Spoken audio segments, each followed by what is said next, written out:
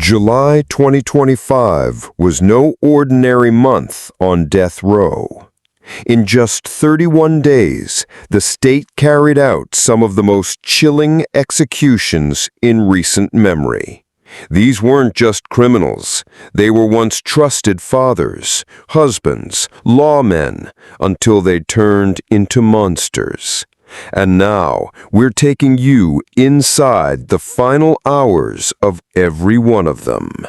Welcome to Death Row Diaries.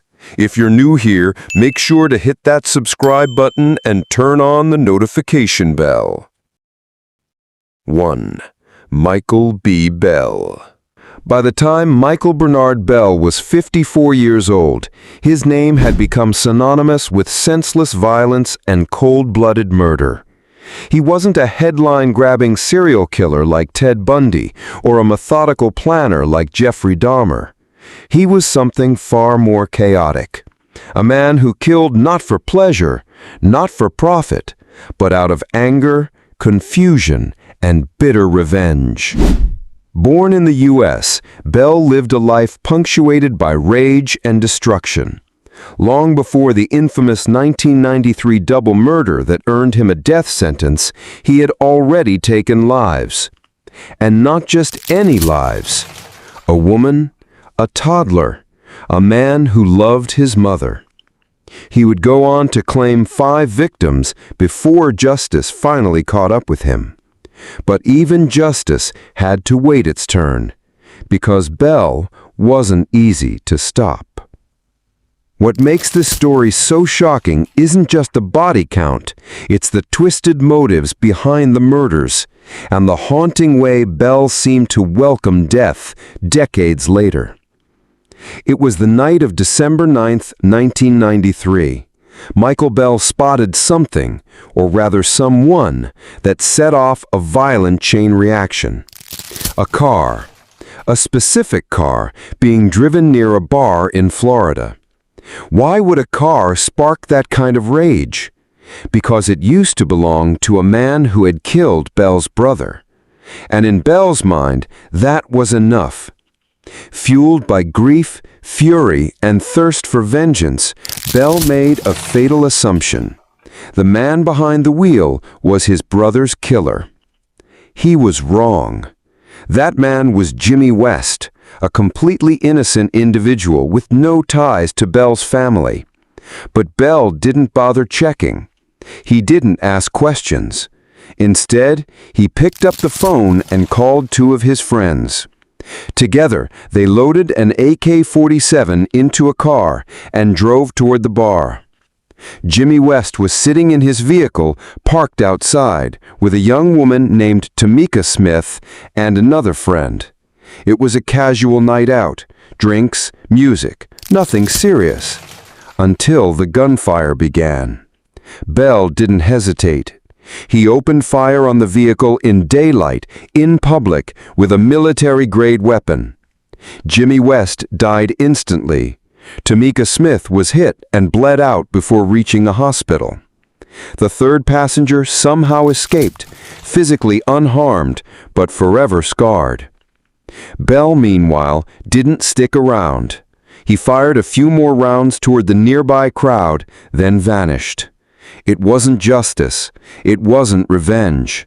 It was a massive mistake, one that would end 2 innocent lives and send Bell spiraling toward death row. But what came next would uncover an even darker pattern, because this wasn't Bell's first murder, not even close. Once Bell was arrested, investigators dug deeper into his past, and what they found was disturbing. The shooting outside the bar wasn't an isolated incident. It was just the latest chapter in a long history of brutal killings. In 1989, 4 years before the double murder, Bell shot and killed a woman and her toddler son. That's right, he ended the life of a child. Details of that case remain sealed in tragedy, but authorities confirmed it was cold, calculated, and completely unprovoked. And that's not all. Just 4 months before the December 1993 bar shooting, Bell struck again. This time, his target was his mother's boyfriend, a man who was reportedly in a turbulent relationship with Bell's mom. Rather than walk away or call for help, Bell took justice into his own hands. He killed him outright. So by the time he was arrested for the West and Smith murders, Bell had already racked up a death toll of 5 people, including a child. And yet, somehow, he was still walking free. Until now. Michael Bernard Bell's trial in 1995 was swift but intense. The evidence was overwhelming. Eyewitnesses, ballistic reports, and his own confession pointed straight to guilt. The jury didn't hesitate. They convicted him of first-degree murder for the deaths of Jimmy West and Tamika Smith, and handed down the harshest punishment available: death. But the case didn't end there. For years, Bell's legal team fought to keep him alive. They filed appeal after appeal, claiming new witness testimony had emerged, testimony that they argued could cast doubt on Bell's guilt. But the courts weren't buying it. In fact, when the case reached the Supreme Court, the justices issued a 54-page opinion doubling down on Bell's guilt. No delays, no more appeals, no new trial. The court essentially said, "You had your chance." And Bell's execution was officially back on the calendar. But what no one expected, not the guards, not the press, not even his own lawyer, was what he'd say in his final moments. Make sure to like this video, subscribe to Death Row Diaries, and hit that bell icon. July 15th, 2025. Michael Bernard Bell's execution day. It started like any other day on death row. Quiet, tense, heavy with anticipation. But for Bell, there would be no appeals left, no new motions, no phone calls from lawyers or family. At exactly 6:30 a.m., he woke up, alert, calm, and composed. He knew what day it was. And surprisingly, he didn't lash out, didn't weep, didn't panic.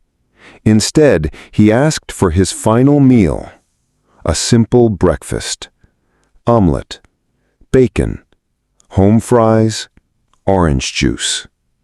Comfort food, familiar, not extravagant. There was no steak, no seafood platter, no last-minute cravings for fried chicken or cake. It was almost eerie, as if Bell wanted his final moments to feel normal. He didn't ask to speak to family.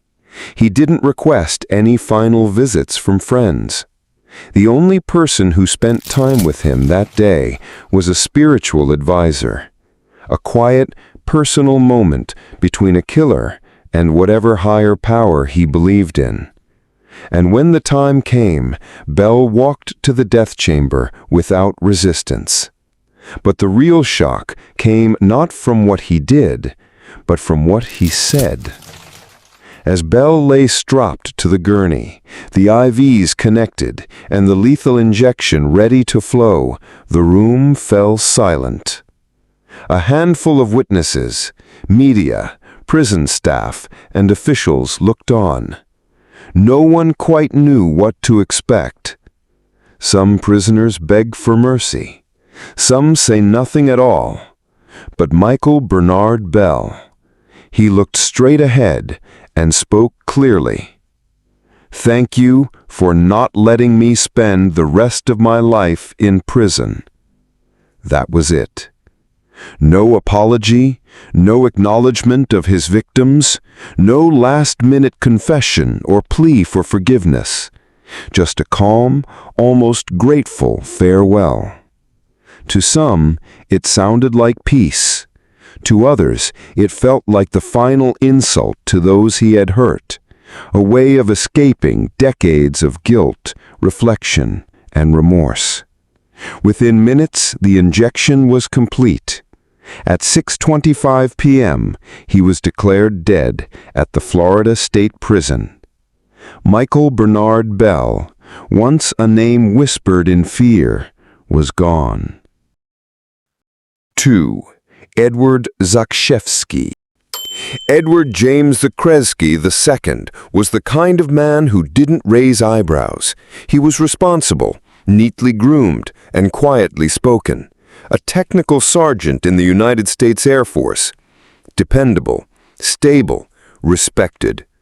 He met his wife, Poon Im, while stationed in Montana in 1986. She was South Korean, and he was smitten. When she got pregnant, the two got married.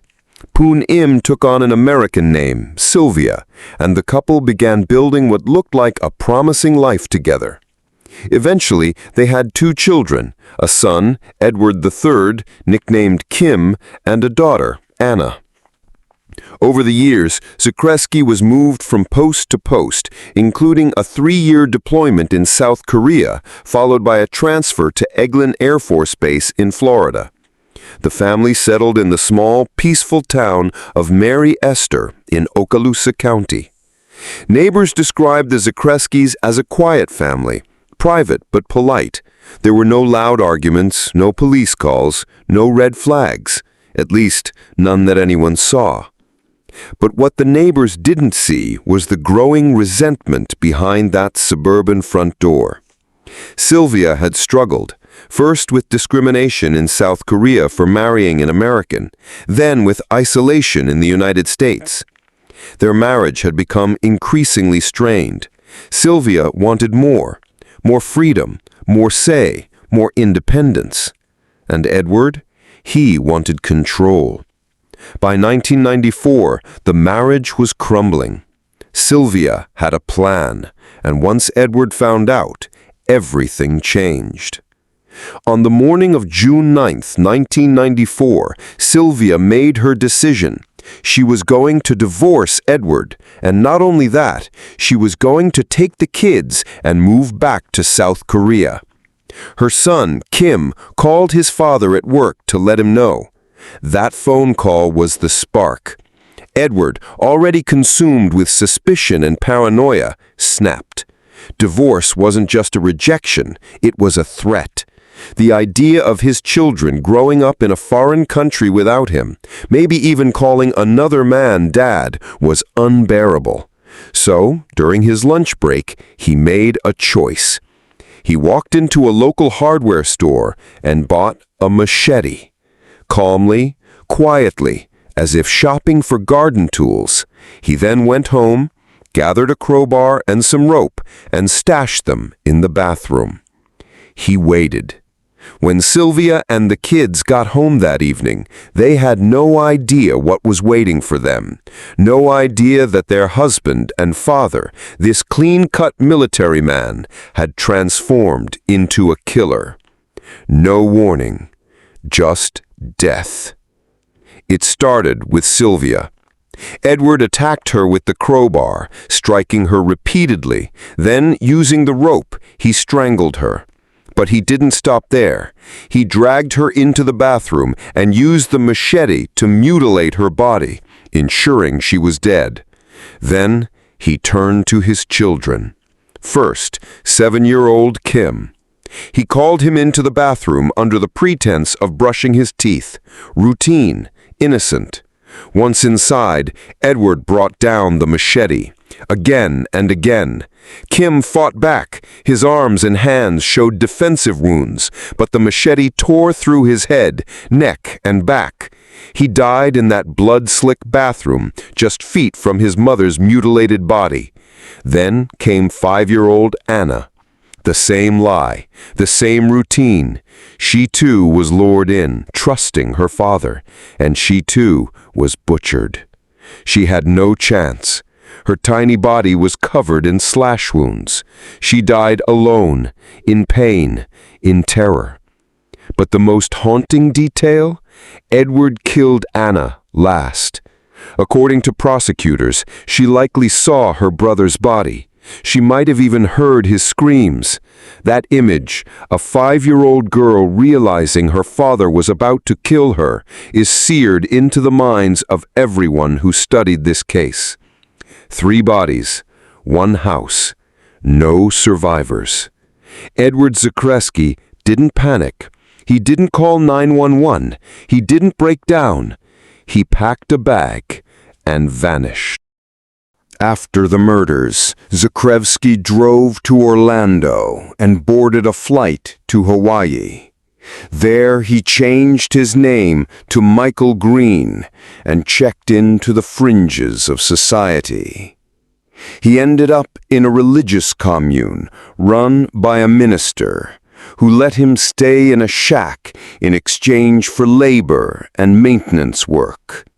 Edward kept to himself. He didn't draw attention. He blended in. Back in Florida, investigators quickly figured out who was responsible. When Edward failed to report for duty, he was listed as AWOL. When they went to the house, what they found was a scene of unspeakable horror. The search was on, but months passed. No leads. Then came a break. 4 months after the murders, Unsolved Mysteries aired an episode about the Zakrzewski family massacre. Edward's face was broadcast to millions, and someone watching recognized him.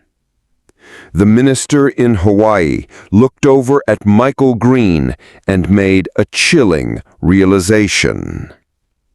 The next day, October 15, 1994, Edward Zakrzewski walked into a police station and turned himself in. The manhunt was over. But the real battle, the legal one, was just beginning.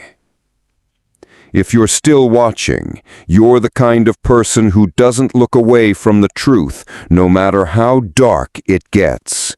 Hit that like button to help us reach more true crime fans like you. And drop a comment.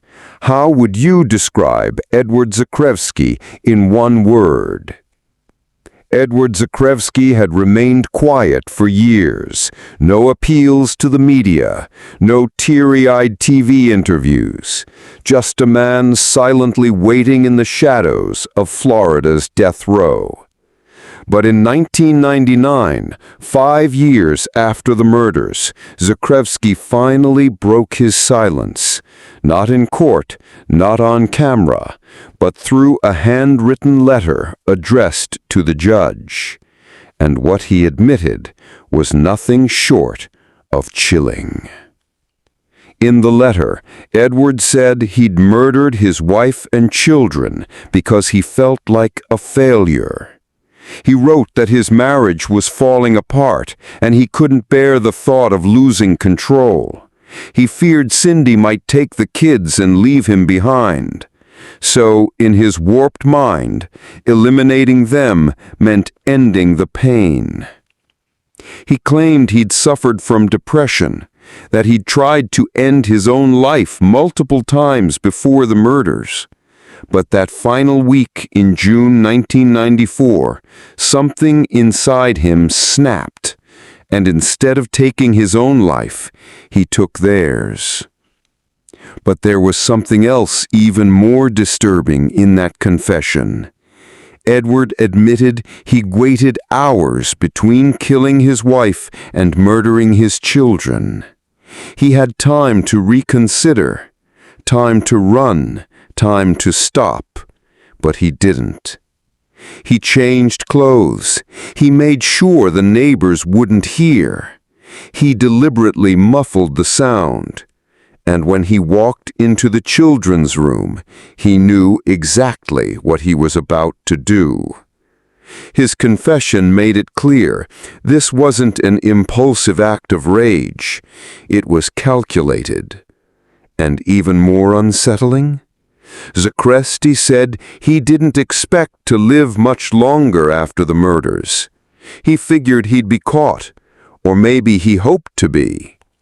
But when he fled to Hawaii and started building a new life, it became obvious he was planning to run until the very end.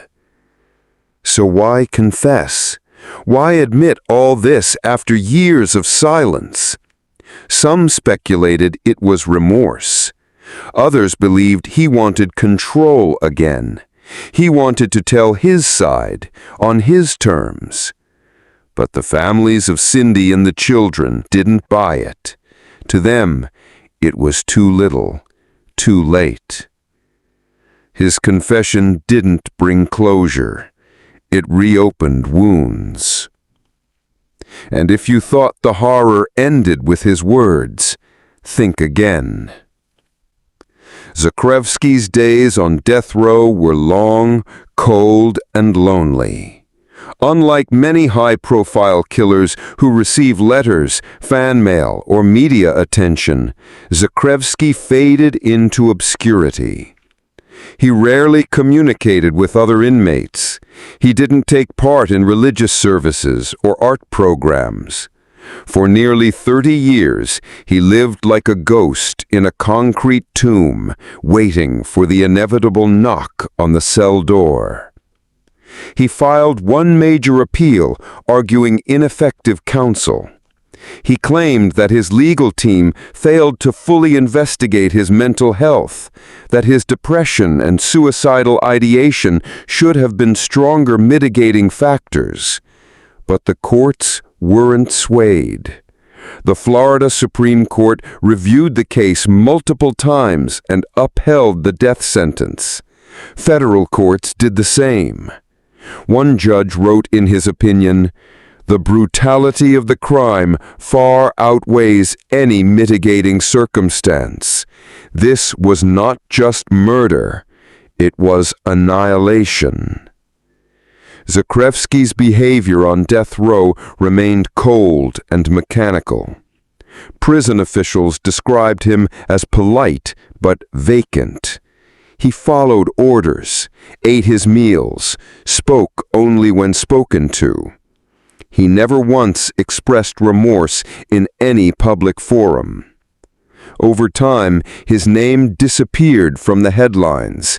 New cases filled the airwaves, and Zakrzewski's story became just another file in the archives of Florida's most brutal killers, until the execution date was finally set in 2025. And that's when the world looked back at him once more. In May 2025, Florida Governor Ron DeSantis signed Edward Zakrzewski's death warrant. It had been 34 years since the murders. The announcement sparked immediate reaction. True crime forums exploded. News outlets replayed footage from the 90s.